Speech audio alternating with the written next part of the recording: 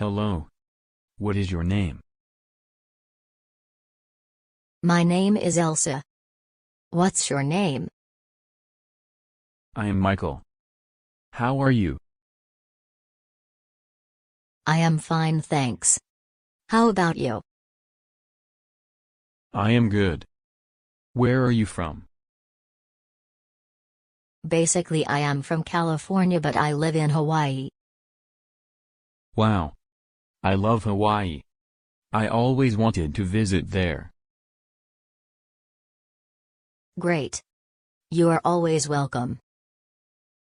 Thank you so much. Where are you from, Michael? I am from Switzerland. I have heard it is a very nice place. Yeah. It is one of the beautiful places of the world. What is it famous for? It is famous for its beautiful mountains, clocks and its food. Especially cheese and chocolates. That's so nice, I would love to visit there. Sure. I would be very happy if you come. Do you live in a flat or a house? I live in a flat. That's quite small. Does your flat has a garden?